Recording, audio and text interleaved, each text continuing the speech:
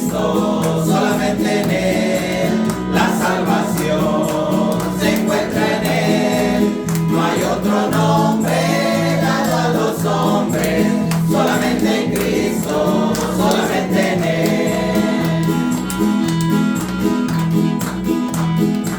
En San Juan 14, en el verso 6, Cristo nos dice: yo soy la verdad, yo soy el camino y también la vida.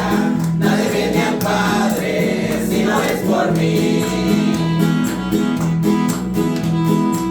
En San Juan 14, en el verso 6, Cristo nos dice: yo soy la verdad, yo soy el camino y también la vida. Nadie viene al Padre si no es por mí.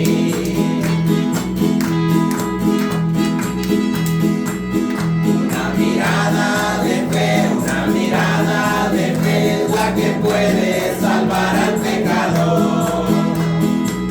Una mirada de fe es la que puede salvar al pecador. Y si tú vienes a Cristo Jesús, Él te perdonará, porque una mirada de fe es la que te puede salvar.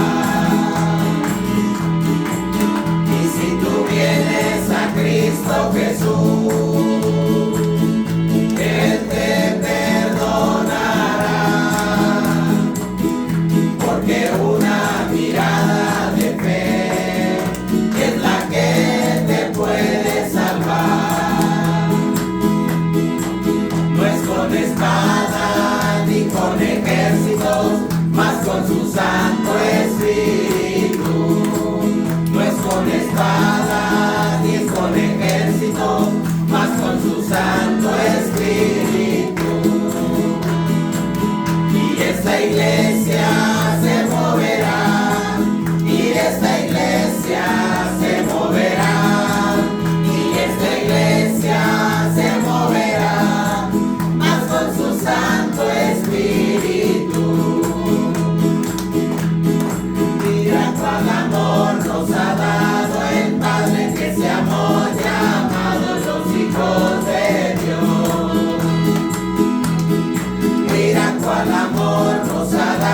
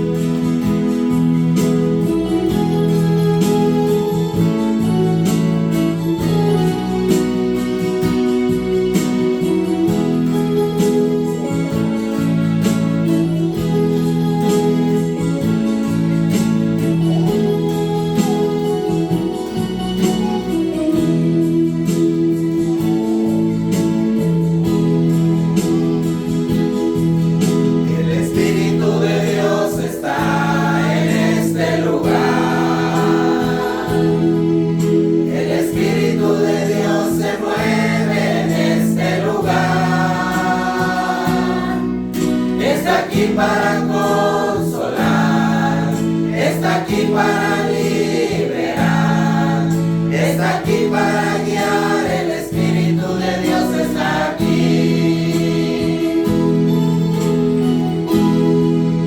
El Espíritu de Dios está en este lugar. El Espíritu de Dios se mueve en este lugar.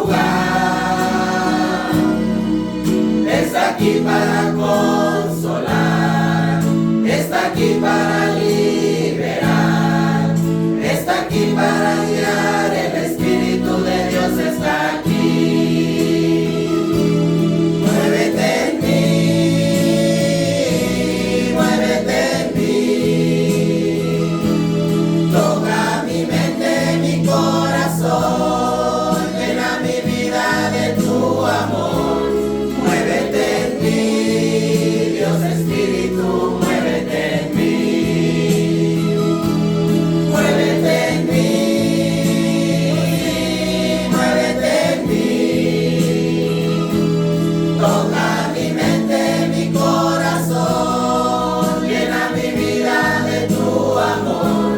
Muévete en mí, Dios Espíritu, muévete en mí.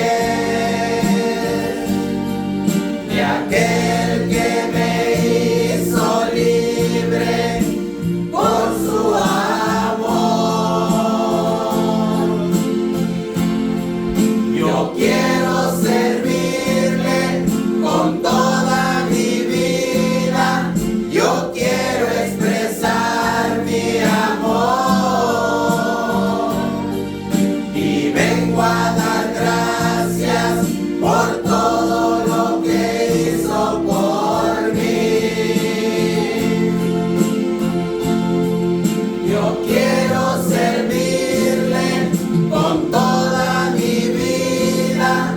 Yo quiero expresar mi amor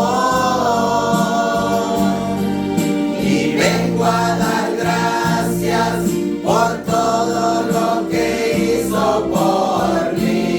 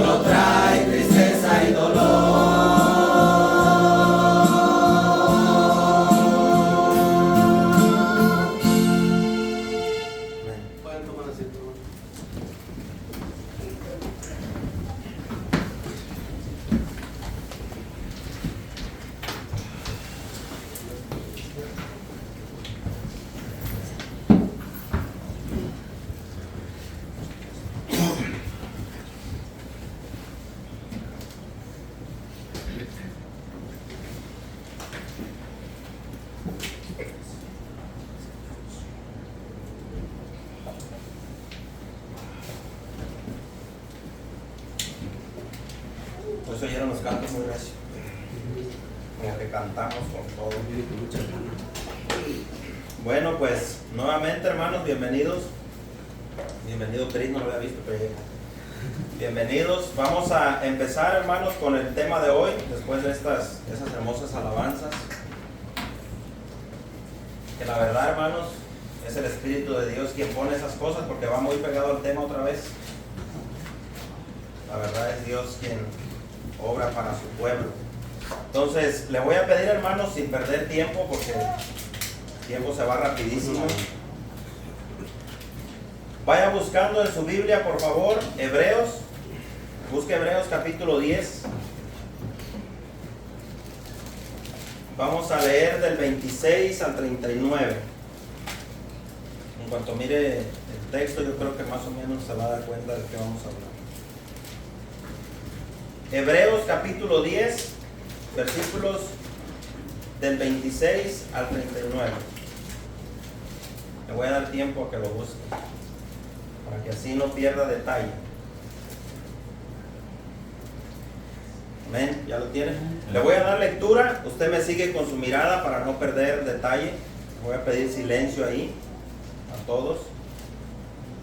Dice así, la palabra de Dios dice: porque si pecáremos voluntariamente después de haber recibido el conocimiento, quiero que ponga atención a la palabra ahí, conocimiento, porque algunos solamente tienen eso, conocimiento, nada más.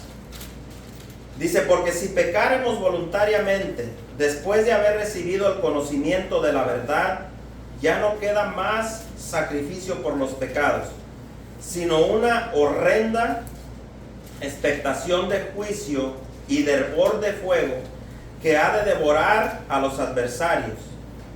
El que viola la ley de Moisés por el testimonio de 2 o de 3 testigos muere irremisiblemente. ¿Cuánto mayor castigo pensáis que merecerá el que pisoteare al Hijo de Dios y tuviere por inmunda la sangre del pacto en la cual fue santificado e hiciere afrenta al Espíritu de gracia? Pues conociendo al que dijo: mía es la venganza, yo daré el pago, dice el Señor. Y otra vez el Señor juzgará a su pueblo. Horrenda cosa es caer en manos del Dios vivo. Pero traed a la memoria los días pasados, en los cuales, después de haber sido iluminados, sostuviste gran combate de padecimientos, por una parte ciertamente con vituperios y tribulaciones, y fuistes hechos espectáculo, y por otra llegaste a ser compañeros de los que estaban en una situación semejante. Porque de los presos también os compadecisteis, y el despojo de vuestros bienes sufristeis con gozo, sabiendo que tenéis en vosotros una mejor y perdurable herencia en los cielos. No perdáis, pues, vuestra confianza, que tiene grande galardón, porque os es necesaria la paciencia, para que habiendo hecho la voluntad de Dios, obtengáis la promesa. Porque aún un poquito, y el que ha de venir vendrá, y no tardará. Mas el justo vivirá por fe, y si retrocediere, no agradará a mi alma. Pero nosotros no somos de los que retroceden para perdición, sino de los que tienen fe para preservación del alma. Amén. El tema de hoy, hermanos, se va a llamar el peligro de pecar deliberadamente. Si usted trae la Reina Valera, usted va a encontrar advertencia contra el que peca deliberadamente. Ahí tiene, no es que eso sea inspirado, pero es el título que le ponen ahí. Y comienzo con una pregunta. Ahí en su mente usted contéstese. No tiene que decirlo a voz alta, pero ¿qué es pecar voluntariamente? Que es lo mismo. Deliberadamente o voluntariamente, porque cuando usted comienza a leer el texto viene una palabra ahí, ¿verdad? Que dice así: porque si pecáremos, y viene esta palabra, voluntariamente. ¿Qué será voluntariamente? Ahorita vamos a leer más a ratito el contexto. No lo voy a leer ahorita, está un poco largo, pero no lo vamos a leer todo, solamente una parte para entender por qué el escritor a los hebreos les hace una advertencia bien grande. Les dice, si pecamos voluntariamente, después de haber recibido el conocimiento de la verdad, viene una advertencia. Dice, ya no queda más sacrificio por los pecados.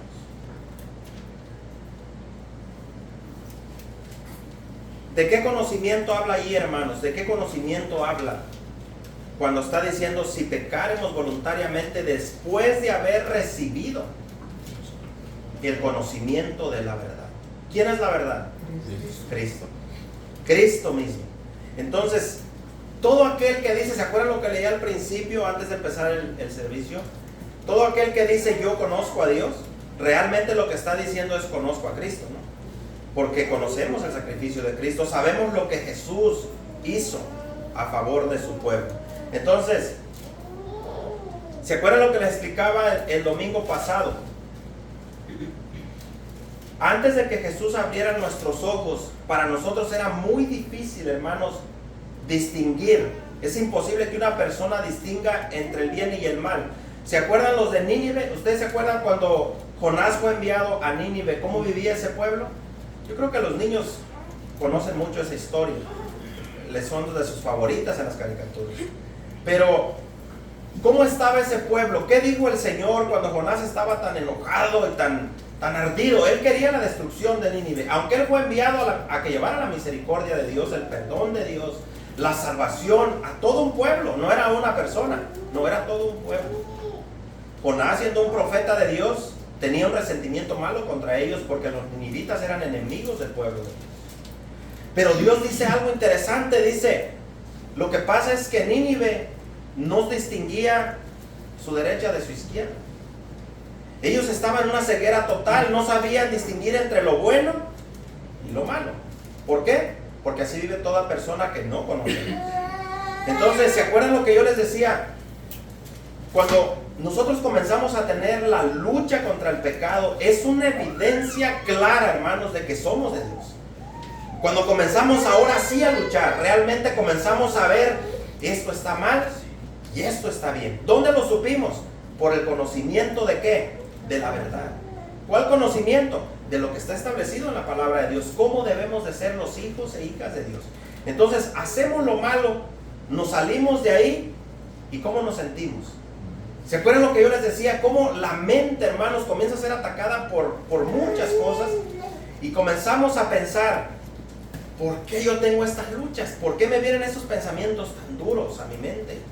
Y es por eso, porque antes no éramos pueblo, antes no éramos hijos de Dios, y como ahora lo somos, no es que antes no hayamos tenido malos pensamientos, teníamos muchísimos malos pensamientos, pero ¿cómo nos dábamos cuenta que estábamos mal? Si la luz aún no venía a nuestro corazón, ¿verdad que no? Cuando fuimos atraídos a la luz, dice que la luz echa fuera ¿qué? Las tinieblas. ¿Y esa luz es quién? Cristo. Entonces el Señor nos comienza a hablar en su palabra, mira, esto eras antes tú, ahora debes de ser así, te tienes que quitar esto, y esto, y esto, y esto. Le estoy diciendo este contexto porque de lo que les voy a hablar ahorita no quiero que se me confunda y diga, no hombre, pues entonces yo merezco el fuego eterno, como dice ahí, que va a devorar a los enemigos de Dios. Hay dos cosas que vamos a ver ahí. Si nomás lo dejamos así, lo leemos, por eso a veces nos descalificamos y decimos, bueno, le voy a hacer una pregunta. ¿Usted ha pecado alguna vez ya conociendo la luz? Conociendo a Cristo, una o muchas. ¿Qué dice la Biblia? Todos fallamos, ¿cuántas? ¿Una vez? Muchas veces. Bueno, entonces ¿cómo explica usted aquí donde dice, porque si pecaremos voluntariamente, después de haber conocido, de recibir el conocimiento de la verdad, dice, ya no queda más sacrificio por los pecados? Entonces queda uno, ¿y entonces? ¿Qué merezco yo? ¿Será que merezco el fuego eterno entonces? ¿Me va a devorar? Pero le voy a hacer una pregunta. ¿Somos amigos o enemigos de Dios nosotros? Amigos de Dios. Jesús nos hizo amigos del Padre. Entonces ya no somos más enemigos. ¿Se acuerdan el estudio que miramos la semana pasada? ¿Quiénes son los enemigos de Dios? son aquellos que su naturaleza es la mismita, siguen igual, el mismo rumbo, no han cambiado nunca. Pueden venir a los servicios, pueden estar en una iglesia, pueden estar en el servicio los jóvenes, con los jóvenes, ahí con el hermano que les da los estudios los hermanos. Ellos pueden estar ahí, pero solamente conocimiento. No han recibido el amor de la verdad, no han sido transformados. Y de eso no solo jóvenes, hay adultos en la misma condición. Entonces, nosotros antes no podíamos distinguir las tinieblas de la luz. Nos era igual la luz que las tinieblas. Nos daba igual lo bueno que lo malo. No había una diferencia para nosotros. Nos podrían decir, eso que haces está mal, eso es malo. Pero, ¿nos importaba? No, hasta decíamos, es muy mi vida. Dice, ya no tomes más, te estás destruyendo. ¿Pero qué? Te pido a ti para tomar. Esas eran nuestras respuestas. Yo trabajo para darme mis gustos, decíamos, mis vicios. Nos daba igual. No había una lucha. ¿Qué lucha? Nos dejábamos llevar por la corriente del mundo, ¿no? Así como el mundo iba. Mire, le voy a decir algo aquí. Hay muchas cosas, hermanos, en las cuales vamos a ver ahorita lo que es pecar, practicar el pecado en una práctica constante. Una persona que no es que eventualmente falla y se siente mal, le pide perdón a Dios porque es de Dios, con una persona que es practicante del pecado. Es diferente, hermanos, no es lo mismo. Jamás va a ser lo mismo. Por ejemplo, le voy a poner un ejemplo. Un avariciento o una avaricienta. ¿Usted sabe lo que es la avaricia? ¿Sí lo sabe o no? ¿Qué es avaricia? Desear y desear y desear, acumular, no tener y tener. Nunca hay contentamiento. ¿Okay? Le voy a hacer una pregunta. ¿Un hijo o hija de Dios puede caer eventualmente en la avaricia? Sí. Sí, hermano, no tengan miedo de decir. Sí podemos caer en eso. Podemos de repente, otra vez, volver a estar atrapados ahí. La mente es así. Esa es la lucha contra el pecado. Pero no permanece ahí. Sabe perfectamente el hijo o la hija de Dios que está en esa condición, que nomás piensa en el dinero. Hay algo, hermanos, adentro, y ese algo se llama el Espíritu Santo. Hay algo que te dice, no es correcto, no está bien, desiste, porque eso te va a destruir. Y esa es la lucha contra el pecado. ¿Qué hace el hijo de Dios? Comienza a luchar en contra de eso. Y lo comienza a hacer un lado. Y con la ayuda de Dios podrá vencer. No va a ser así, porque cuando uno cae en un pecado, hermanos, no es rápido. Pero hay cosas, hermanos, que cuando venimos del mundo son instantáneas, que las debemos dejar. Hay cosas que el Espíritu Santo te las quita al momento, cuando el Señor viene a nuestra vida. Al momento te las quita. Algunas otras hay que trabajar. Hay que trabajar en ellas. Y hay que luchar, porque se llama la esclavitud del pecado. Éramos esclavos del pecado. Y como un esclavo literal, si usted ha visto la historia de la esclavitud, cuando un esclavo quedaba libre, hermanos, no hallaba cómo vivir en la libertad, ¿sí o no? No hallaba qué hacer en un mundo libre, cómo acomodarse, cómo moverse en la libertad. Secularmente hablando, no tenía derechos, no tenía tierra, no tenía educación, era un maleducado, no tenía estudio.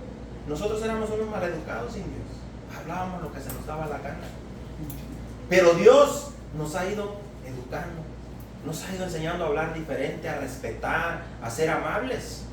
¿Por qué? Porque hoy le pertenecemos a Jesucristo, al Hijo de Dios. Entonces, la pornografía, le voy a dar otro ejemplo.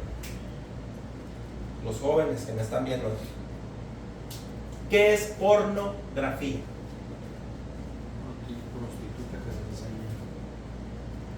Están viendo algo gráfico, algo desnudo, que no debería uno de ver.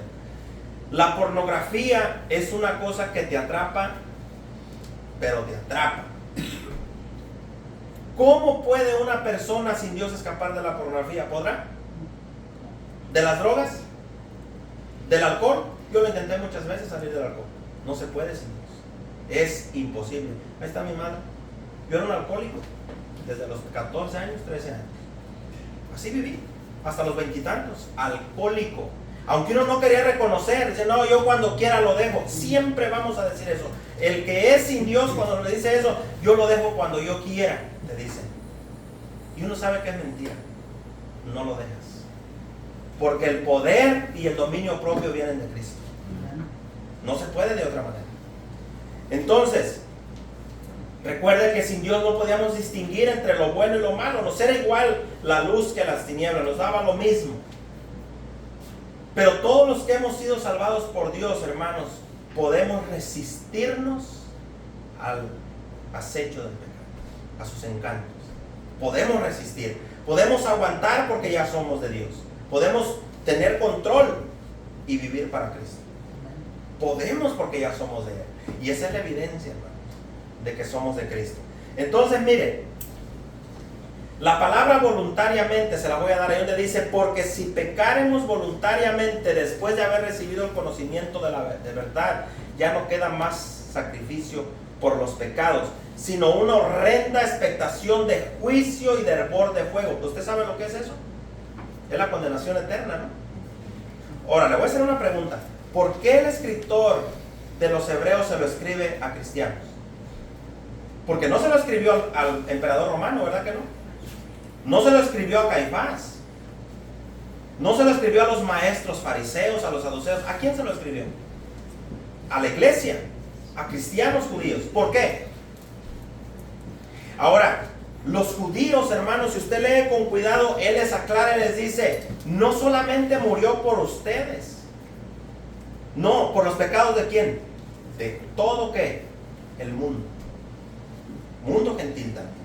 Entonces, fíjese bien, sino una horrenda expectación y juicio y hervor de fuego que ha de devorar a los adversarios. Y luego comienza a decir, el que viola la ley de Moisés por el testimonio de 2 o 3 testigos irremisiblemente, o debe de morir, muere irremisiblemente.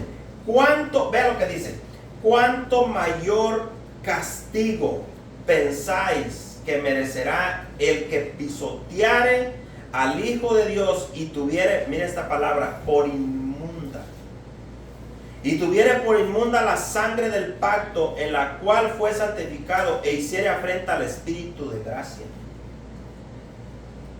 Miren, voluntariamente viene del griego jekón, así como suena, con G, jekón con acento a la O. Y fíjese, esto quiere decir, da la idea de pecar a voluntad propia. Es decir, lo hago porque quiero. ¿Sí me entiende lo que está diciendo el escritor de los Hebreos? Lo que el escritor de los Hebreos está haciendo es lo que yo les decía la semana pasada. Él manda la carta. Él no sabía quién es genuino y quién es falso a los hebreos. Igual que todas las cartas, hermanos, cuando usted encuentra ahí que habla a todos, es a la iglesia. Se escribió una carta, como el apóstol Pablo, él no sabía quién es cristiano y quién no es cristiano a la iglesia. Pero el Espíritu sí, ¿verdad que sí? Entonces, el escritor de los Hebreos hace lo mismo. Les manda la carta y les está advirtiendo. Hay algunos en la iglesia que a voluntad propia siguen en el mismo estilo de vida, aunque dicen que son cristianos. Y se lo voy a decir aquí. Si usted o yo decimos que somos cristianos y vivimos igualito, no somos cristianos. Se lo voy a volver a repetir para que quede claro. Si tú dices que eres cristiano o cristiana, pero vives igual, no han cambiado tus prioridades, tus deseos, te mueves igual, hablas igual, mientes igual, haces lo mismo, te comportas igual, no eres cristiano. Simple y sencillo. Porque lo haces, como dice aquí, a voluntad propia. Ahí donde dice voluntariamente es lo hago porque quiero. Esa no es la actitud de un cristiano, ¿verdad que no es una cristiana? Porque quiero lo hago y ¿qué? Así soy yo. Exactamente. Así eres tú. Entonces no es Cristo en ti. No, eres tú mismo. De eso es de lo que está hablando el escritor de los Hebreos. Ahora, ¿por qué dice, hermanos?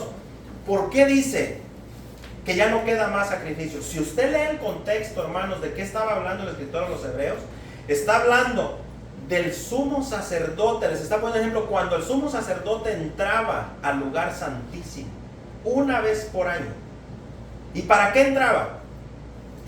llevaba sangre, pero llevaba su propia sangre, o dice el escritor a los hebreos, con sangre ajena. Sangre ajena. Él no iba a sacrificarse él mismo, no. Él llevaba el recipiente con sangre que no le pertenecía. Sangre ajena, una vez por año. Y dice el escritor a los hebreos, y esa sangre de machos y de toros, machos cabríos, no limpia el pecado, ni nunca pudo quitar el pecado del pueblo, sino que es un recordatorio de que eran pecadores. No que eso quitara el pecado, no, eso recordaba que se necesitaba un sacrificio perfecto. Porque sin sacrificio, sin sangre, no hay que remisión de pecados. Eso es lo que estaba hablando el escritor de los hebreos. Por eso les dice, en un momento viene el verdadero sumo sacerdote que se sacrificó, dice, una sola vez y para siempre. No más. Pero este sí quitó el pecado de todos aquellos los que le creen. No como el sumo sacerdote, que cada año, dice la escritura ahí, si en verdad hubiera quitado los pecados como algunos hebreos lo creían, dice entonces ya para qué lo seguía haciendo. Ya no había necesidad de que año tras año se repitiera el mismo ritual, ¿verdad que no? Como nosotros, una sola vez murió Jesucristo por nosotros y somos salvos por gracia.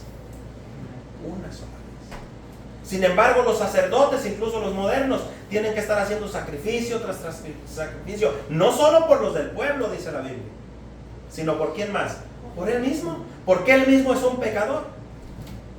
Pero Jesucristo es perfecto, es el santo, es el sumo sacerdote, el que está a la derecha del Padre intercediendo por su pueblo, por su iglesia. ¿Se acuerdan lo que le leí al principio? Por eso se lo leí, para que entienda esta parte, porque uno puede decir entonces, yo aún fallo, yo merezco el juicio, es hervor de fuego, y sí lo merecemos, es la verdad. Por cada pecado, hermanos, que cometemos, aún ya conociendo a Cristo, sí lo merecemos. Pero, ¿qué dice la carta de Juan, capítulo 2, lo que leímos? Si alguno, hablando a su pueblo, a sus hijos, los que ya son sellados con el Espíritu Santo, comete pecado, o hubiere pecado, abogado tenemos para con el Padre. Sí. Esa es nuestra confianza. Tenemos un abogado y es Jesucristo, el Hijo de Dios, y Él intercede por sus hijos, por nosotros. Entonces, ¿a qué se refiere cuando dice, qué pensáis que merece? Si aquellos que violaban una ley que no cambiaba a nadie, era una ley de rituales nada más, como le digo, que tenía que llevar sangre ajena, pero cuando viene Cristo rompe eso. Y Él mismo es el lugar santísimo, Él mismo, Cristo. Ahora vamos directo a Él. Ya no necesitamos más sacrificio, como algunos por ahí predican. El sacrificio perfecto es Cristo para que el Señor nos acepte. No hay dinero, no hay ofrendas, no hay diezmos, no hay nada que nosotros en nuestro cuerpo podríamos hacer para decir para que Jesús me reciba mejor. Eso es una aberración y es una blasfemia en contra del sacrificio de Cristo.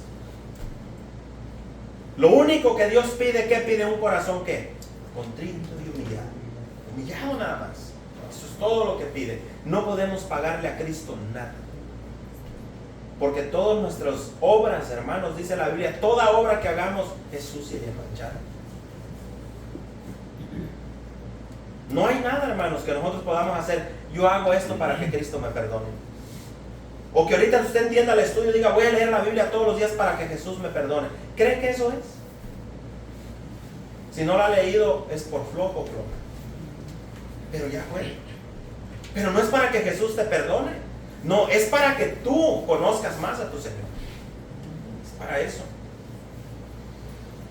Entonces, si usted lee el contexto, hermanos, cuando el Señor dice ahí, mire, le voy a leer a partir, ahí en el contexto, váyase al versículo 17, perdón. Dice así, añade, ahí mismo donde estábamos, pero regresa al 17 como contexto. Fíjense lo que dice el Señor. No le voy a leer todo el contexto, nomás se lo sinteticé de mente, lo que me acuerdo, porque es muchísimo. Dice así, y añade, ¿quién añade? El Señor, el Dios Todopoderoso.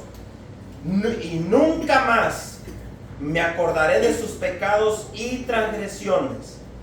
Pues donde hay remisión de estos, no hay más ofrenda por el pecado. ¿Queda claro, no? Si ya el Señor nos perdonó, ya nos perdonó. No hay más sacrificio. 19. Así que, hermanos, teniendo libertad para entrar al lugar santísimo, acuérdense que antes solamente entraba, ¿quién? El sumo sacerdote, y entraba todos los días, una vez al año. Por la sangre de Jesucristo, por el camino nuevo y vivo que Él abrió a través del velo. Esto es su carne, su sacrificio mismo, es de lo que está hablando. Y teniendo un gran sacerdote sobre la casa de Dios, acerquémonos con corazón sincero. Eso es lo que pide Dios. En plena certidumbre de fe. ¿Fe en qué? Confiando que el Señor nos perdona lo que hemos hecho en contra de Él. Purificados los corazones de mala conciencia y lavados los cuerpos con agua pura. ¿Por qué dice esto, hermanos? ¿Qué tenía que hacer el sacerdote antes de entrar al lugar santísimo? ¿Entraba con polvo así como yo? ¿Qué tenía que hacer? Bañarse. Le voy a hacer otra pregunta. ¿Las vestiduras que llevaba eran como cualquiera del pueblo?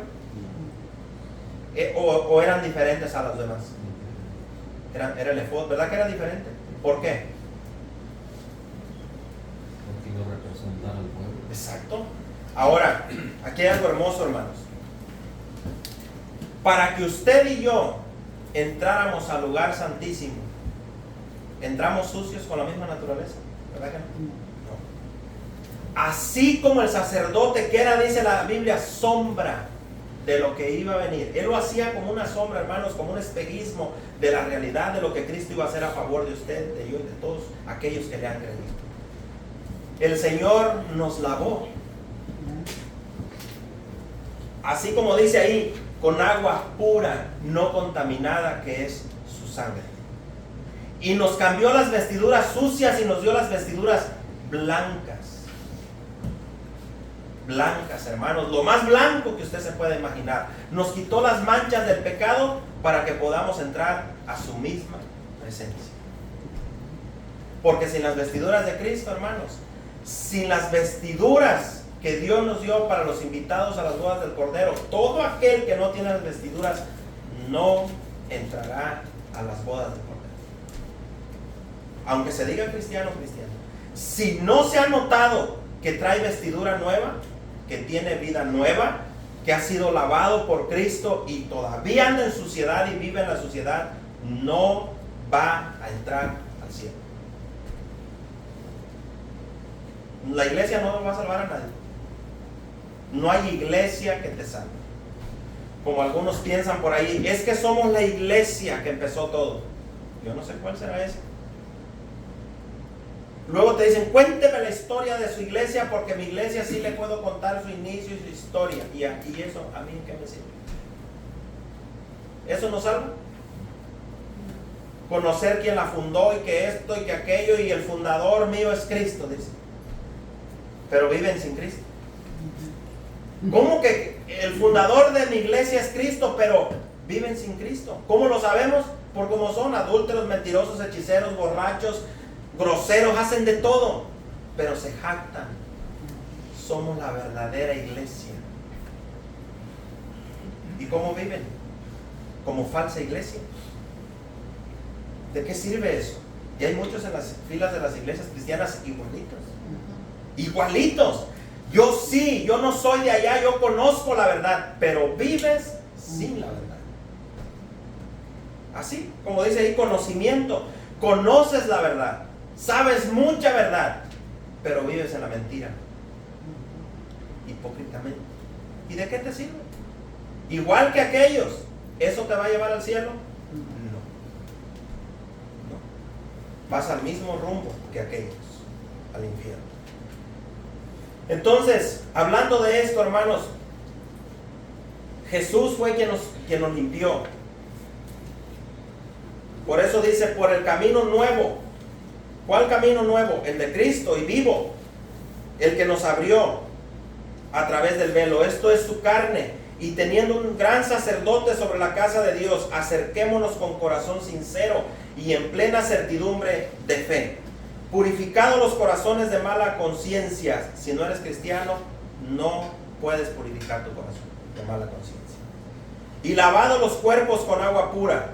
Mantengamos firmes sin fluctuar la profesión de nuestra esperanza, porque fiel es el que prometió, y considerémonos unos a otros para estimularnos al amor y a las buenas obras. Y viene algo interesante aquí. No dejando de congregarnos como algunos tienen por costumbre, sino exhortándonos, y tanto más cuando veis que aquel día que se acerca. ¿Usted cree que está más cerca Cristo de cuando creímos de venir? Está más cerca que nunca el Señor de venir por su iglesia, por su pueblo. Entonces, Jesús, hermanos, Jesús se lo dijo a sus discípulos igualito, ahorita lo vamos a ver. Él les dijo claramente a sus discípulos sobre el peligro real que existe de escuchar la verdad de Cristo y no hacer caso. Él se los dijo, hermanos, y les dijo lo que pasa con aquellas personas, lo que les va a pasar a aquellas personas que solamente escuchan, pero no hacen caso. Les pasa a algunos lo de la parábola del sembrador, que los hermanos cantan ese canto que a mí en lo particular me gusta mucho. El sembrador salió a sembrar la semilla y cayó junto al camino. ¿Y qué pasó? Vinieron las aves y ¿qué hicieron? Se la comieron. Si usted le pone atención a esa parábola, hermanos, ahí está representada toda la humanidad. Algunos creen, dice la Biblia, por un tiempo. Pero vienen las pruebas, las luchas, las situaciones difíciles. ¿Dónde quedó su fe? ¿Qué pasó? No, es que yo pensé que cuando yo creyera en Cristo mi matrimonio iba a ser pura miel, y resulta que no. Resulta que te entregas a Cristo y se empieza a cumplir lo que el Señor dijo, y esa es la evidencia de que eres de Dios. Cuando comienzas a ver que por ser hijo de Dios ya te rechazaron. Tu madre ya no te ve igual, tu padre ya no te ve igual, tus hermanos tampoco. Estoy hablando de hermanos de allá. Si alguno aquí no le ve bien, exhorten, porque aquí dice: exhortémonos los unos a los otros. No, allá afuera. ¿Cómo iría usted a decirle a su hermano carnal: ámame como dice el Señor? ¿Podría? Pero entre nosotros sí podemos. Si no lo hacemos es por temor. Pero yo me le puedo acercar a un hermano que estoy hermano, yo usted lo veo amargado. Aquí dice la palabra que nos debemos de exhortar y que nos estimulemos al amor mutuo entre los unos y los otros. Si usted es de Cristo y yo soy de Cristo, ¿por qué no amarnos como el Espíritu Santo dice? Podemos hacerlo. Pero cuando tu familia, tu suegra, tu suegro, tu esposa, tu esposo te comienzan a rechazar porque vives el Evangelio, dale gracias a Dios. Porque estás en la verdad. Porque vas, lo que el hermano estaba cantando en la mañana, vas por el camino angosto. Ese camino y esa puerta angosta es Cristo, que te marcó cómo debes de andar. Ya no andas igual y comienzas a sentir el rechazo de sus propios, de tu madre, de tu padre. Algunos aquí yo sé que lo viven, que para ellos eres el peor, la peor. ¿Por qué? Porque eres de Cristo. Y a los que son de ellos, aunque hagan mugrero y hagan lo que hagan, los defienden, porque dice la Biblia: el mundo a lo suyo ¿qué? Ama. Así. El mundo a lo suyo ama y lo soporta y los protege. Por eso dijo el Señor: si a ti te rechazan, si el mundo te aborrece, si hablan mal de ti, acuérdate, antes de que te lo hicieran a ti, ¿a quién se lo hicieron primero? A Cristo. ¿Y qué dijo el Señor? El siervo no es mayor que ¿qué? Que su Señor. Si Él mereció eso, hermano, si a Él lo trataron así, ¿por qué a nosotros no? ¿Por qué no?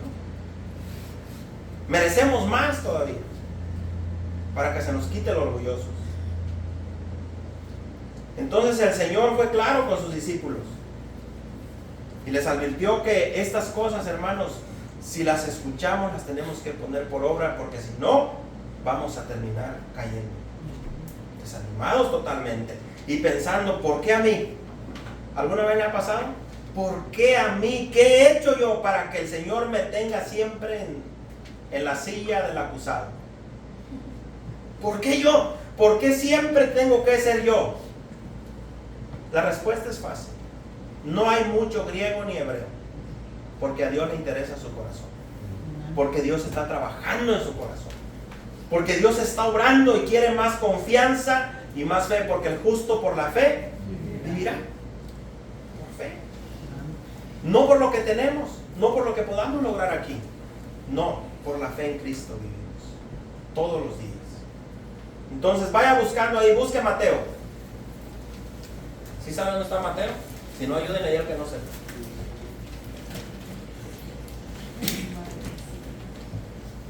Mateo capítulo 7. Si alguien no lo encuentra, ayúdenle ahí. ¿Por qué se ríe?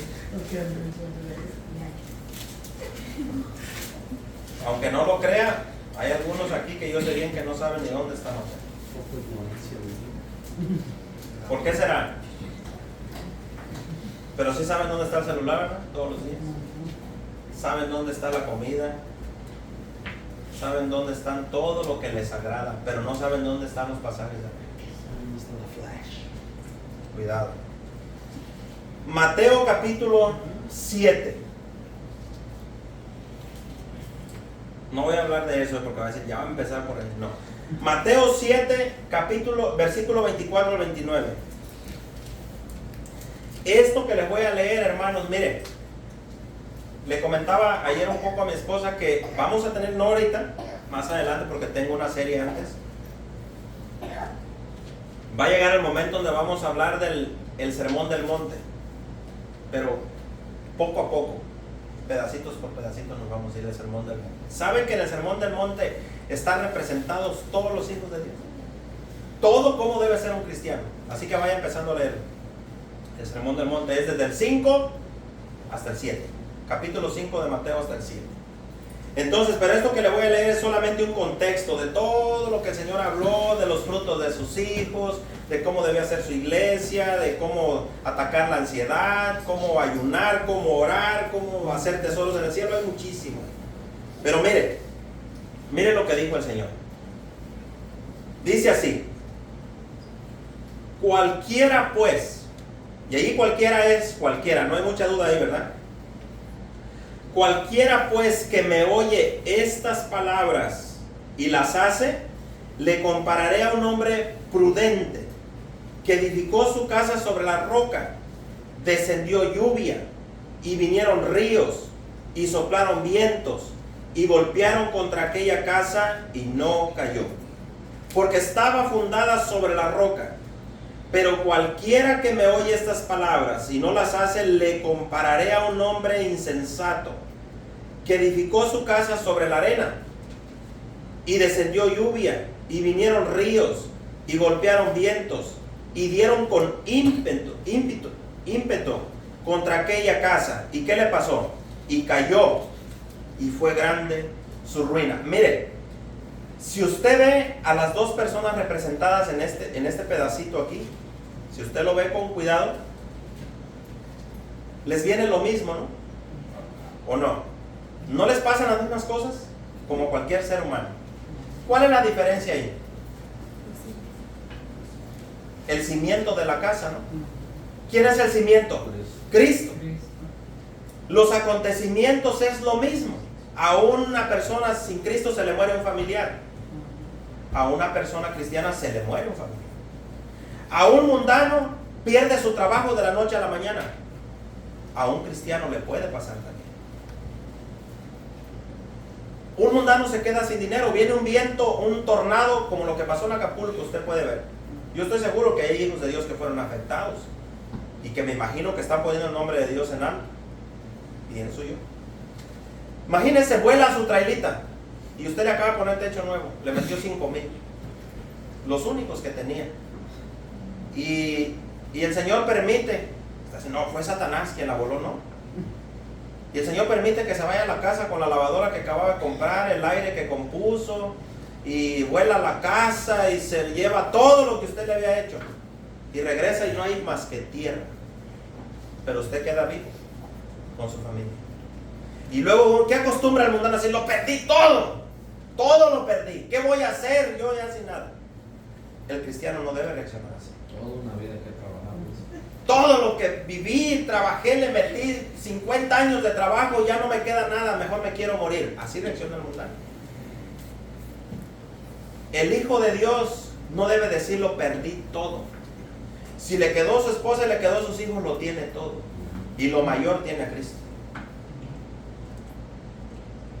Entonces, ¿de qué? ¿Está hablando de cosas normales, literales? No, de la confianza en quien hemos creído, en Cristo.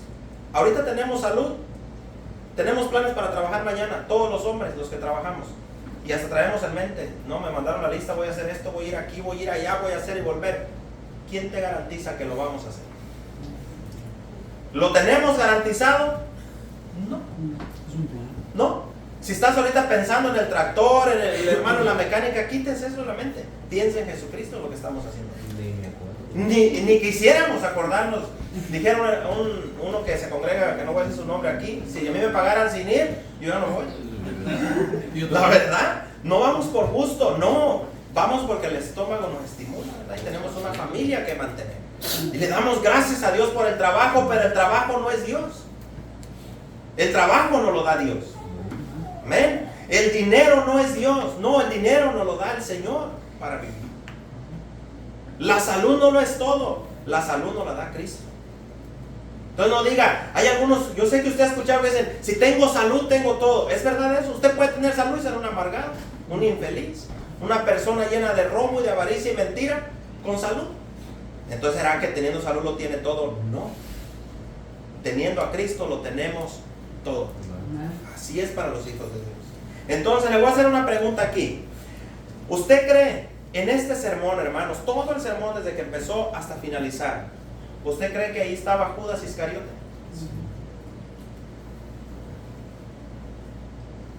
¿Cuántos y medios? Hasta se oye el aire. ¿Verdad que ahí estaba Judas? El traicionero, el cobarde, el que traicionó al Señor, el que escuchó todo, el que expulsó demonios, el que echó fuera espíritus, el que hizo grandes prodigios, el que tenía unas intenciones muy bonitas para con los pobres, el que quería ayudar a los pobres, que regañó a Cristo mismo porque permitió que le echaran ese perfume carísimo en sus pies. ¿Estaría ahí o no? Se miraba bien misericordioso, ¿verdad? Creo que entre los discípulos todos dijeron, ay, qué corazón de Judas. Hay niños allá en la calle y mira, y él quiere llevarles de comer, les quiere llevar. ¿Será? ¿O él quería el dinero para seguir extrayendo? ¿Qué dice la Biblia? Porque Dios no oculta nada. ¿Robaba o no robaba? Era un ratero, ladrón. Era del diablo. Pero andaba allí. Estaba entre las filas de los discípulos. Yo creo que llegaba y decía, Dios le bendiga, hermano Pedro. ¿Cómo está bendecido en victoria por el Señor? De esos hay. Hermanos, cuando yo escucho a alguien que dice, en victoria, hermano. Ay, ministré a uno hace rato y me siento bien y el Señor me dio palabra. Y hermanos, cuando yo escucho hablar a una persona así, ¿cómo me agarra a mí la preocupación? La ansiedad. Cuando les gusta lucirse delante de la gente y no hayan cómo demostrar, se van a comer en la hora del lonche y cierran sus ojos aunque esté en un restaurante, gracias Señor por esta comida, y gritan para que los oigan, y andan tratando mal a la mujer, andan buscando otras mujeres, andan haciendo puras cochinadas, robando y mintiendo. Y por ese tipo de personas, hermanos, ahorita vamos a llegar ahí, me va a dar tiempo. Esas son aquellas personas que dicen, ¿qué creen ustedes que les espera a esas personas? Que se burlan de Cristo, que voluntariamente pisotean la sangre del pacto y la tienen por inmunda. ¿Qué es tenerla por inmunda? Me da igual lo que Cristo hizo por mí. ¿Cómo te das cuenta? Como lo que hizo Judas.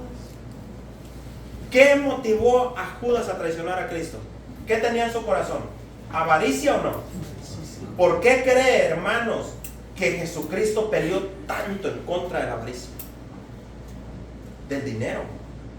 Porque Judas era un avariciento y vendió al Señor por 30 monedas.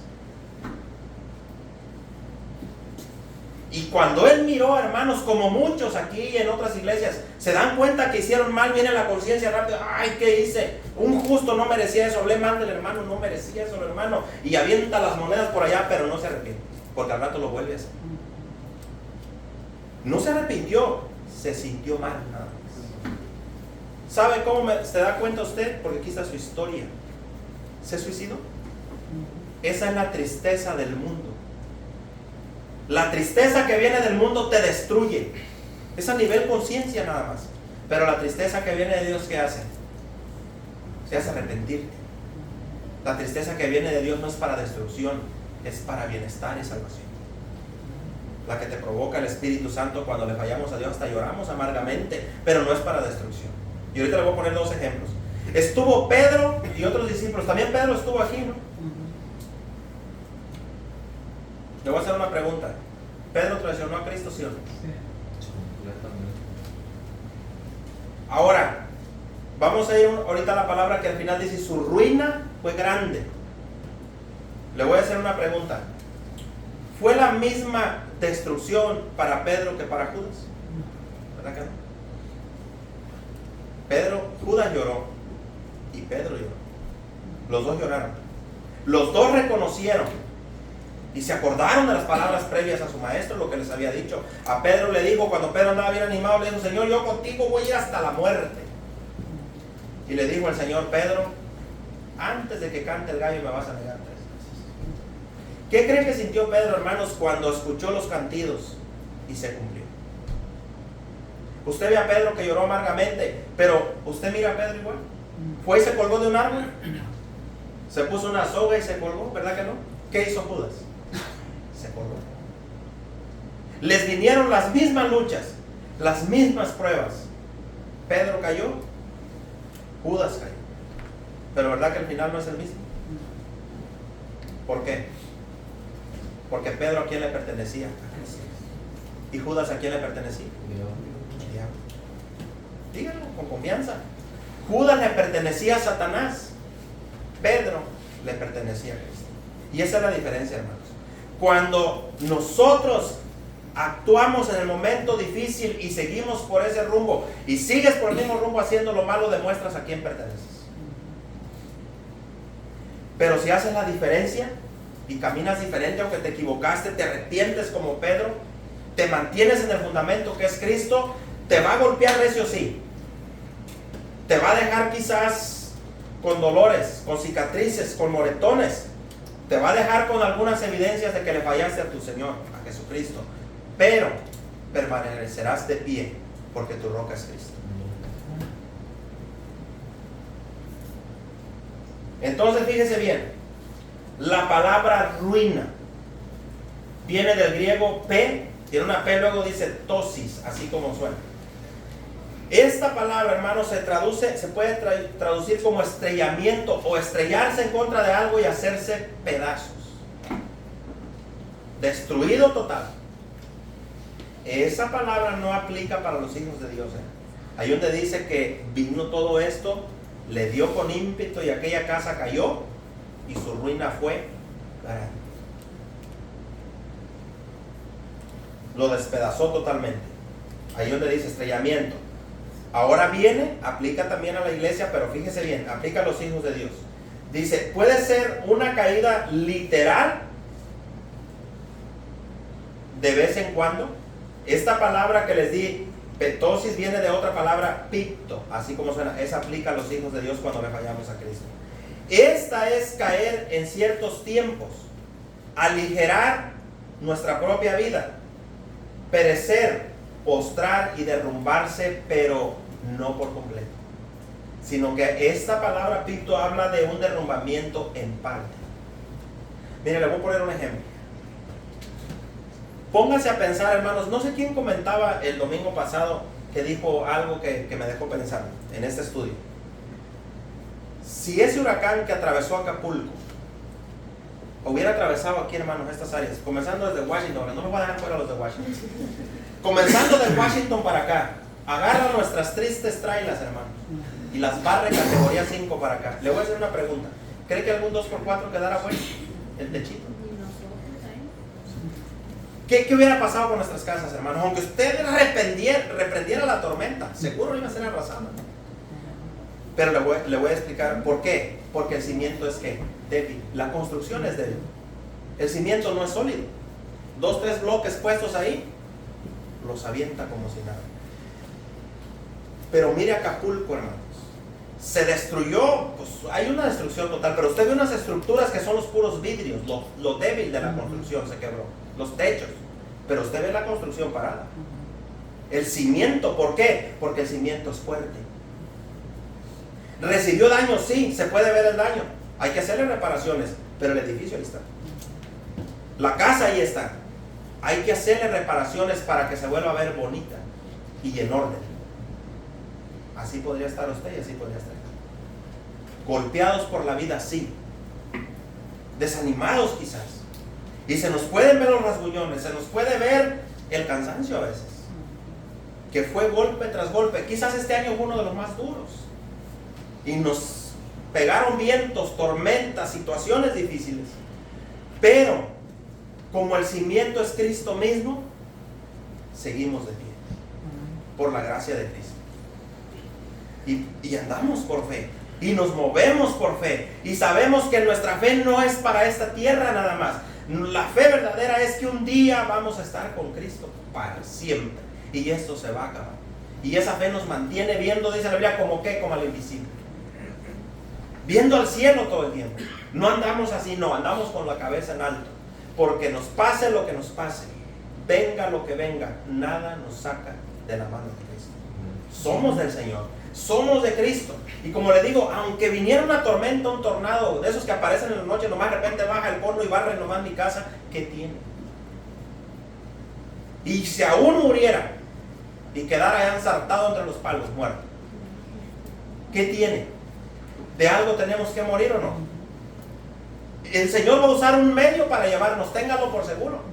Va a ser el cáncer, va a decir, ay hermano, no diga eso, repréndalo. No, puede ser el cáncer, puede ser un accidente, puede ser el fuego, puede ser ahogado, puede ser comiendo su comida favorita.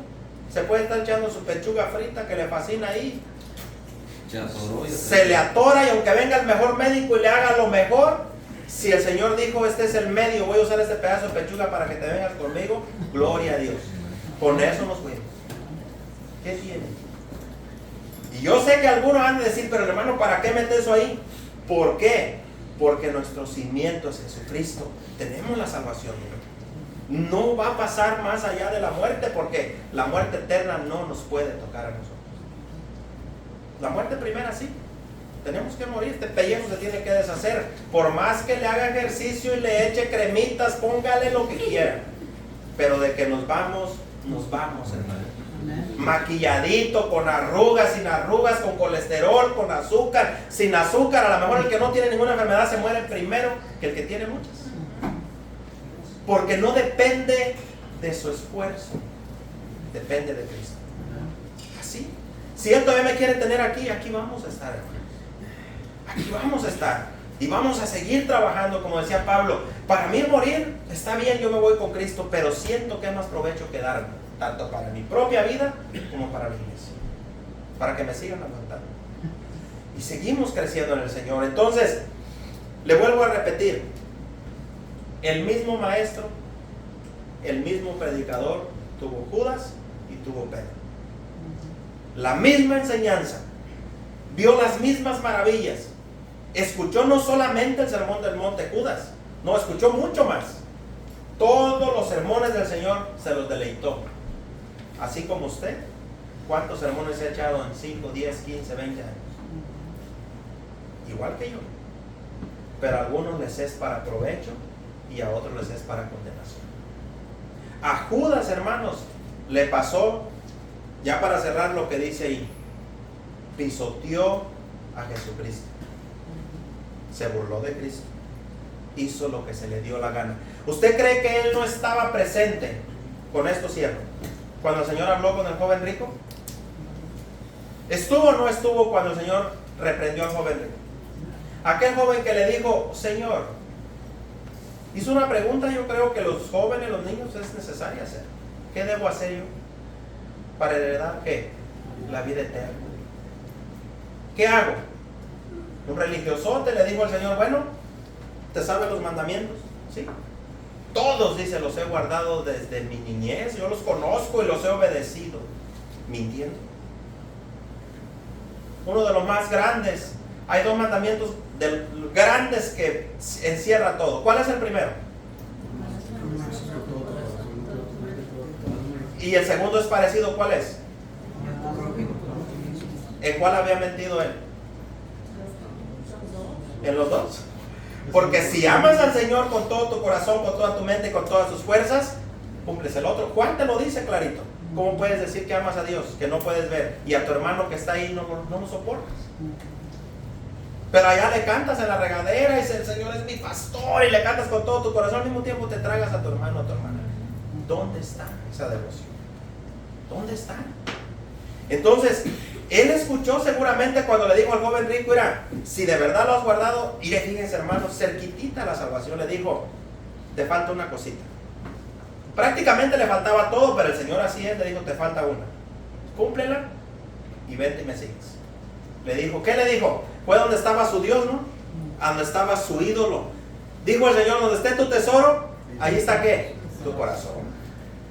Le dijo, vende todo. No le dijo parte, no le dijo vende el terreno más chiquito, no le dijo vende todo lo que tienes. ¿Usted cree, hermanos, que Cristo no le pudo haber dado mucho más? Como a Salomón. Le dijo, vende todo lo que tienes. Ahora, no va a decir usted al hermano que venda todo. No, eso fue una prueba para él. A nosotros tenemos otras. Le dijo, vende todo lo que tienes. ¿Y qué debía hacer? Guárdalo en el banco.